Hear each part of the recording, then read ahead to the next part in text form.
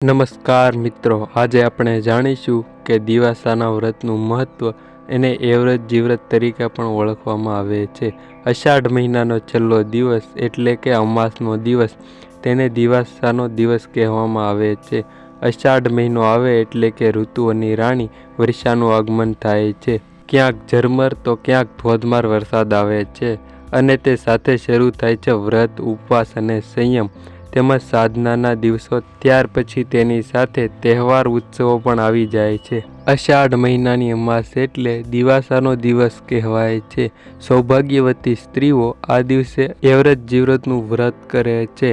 લગ્ન પછીના પ્રથમ 5 વર્ષ સુધી એવ્રત અને ત્યાર પછી જીવે ત્યાં સુધી જીવ્રતનું વ્રત કરે છે.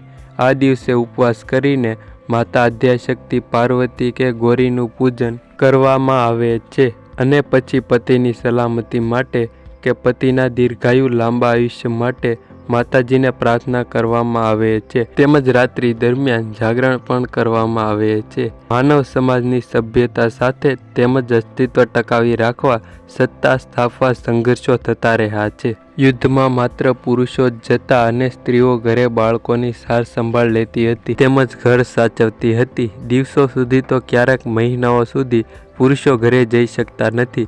વળી સંઘર્ષો વચ્ચે મૃત્યુ થવાની પણ સંભાવનાઓ રહેલી હોય છે. તેથી આવા સમયે પતિની સલામતી માટે તેમજ દીર્ઘાયુ માટે સ્ત્રીઓ વ્રત કરતી હતી. અષાઢ માસ શરૂ થતાં ઉત્સવ અને તહેવારોની હારમાળા પણ શરૂ થઈ જાય છે. દિવાસા પછી બીજા દિવસે પવિત્ર શ્રાવણ માસ તેમજ 5 તહેવારો સાથે હોય છે. બોળચોથ, નાગપાંચમ, રાધણ છઠ, શીતળા સાતમ તેમજ જન્માષ્ટમીનો પણ તહેવાર સાથે આવે છે. તેમાં ઠેર ઠેર મેળાઓ યોજાતા હોય છે.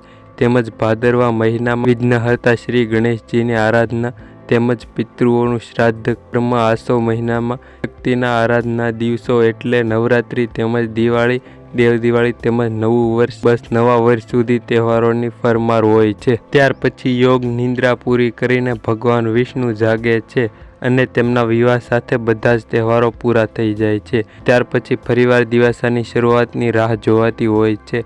મિત્રો, દિવાસાને હરિયાળી અમાસ તરીકે પણ ઓળખવામાં આવે છે. વરસાદને કારણે 16 કલાએ ખીલી ઉઠેલ પ્રકૃતિ ઠેર ઠેર ઉગી નીકળે હરિયાળી પર્યાવરણના સંતુલનનું કામ કરે છે. તેમજ આપણે કૃતજ્ઞતા વ્યક્ત કરવા માટે પ્રત્યેક વૃક્ષોની પૂજા પણ કરવી જોઈએ.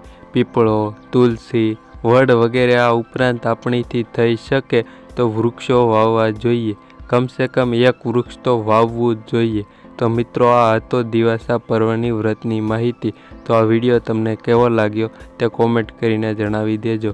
અને અમારી ચેનલ પર નવા અને પહેલીવાર હો તો ચેનલને સબસ્ક્રાઈબ કરતા જજો અને નોટિફિકેશન ઓન કરી દેજો, જેથી અમારો કોઈ પણ આવો નવો કે માહિતીપ્રદ વિડીયો આવે તો તમને સૌથી પહેલાં મળતો રહે.